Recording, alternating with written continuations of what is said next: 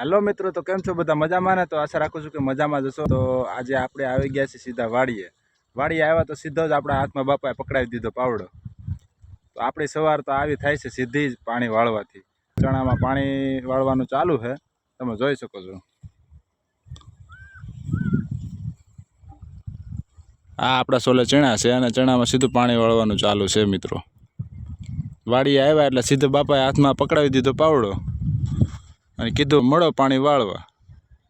તો આપણી સવાર તો સીધી અહીંયાથી જ થઈ છે પાણી વાળવાથી. અને હજી ઉપર છે ત્યાં તમે જોઈ શકો છો. 4 થી 5 વીઘાના ચણા છે મિત્રો.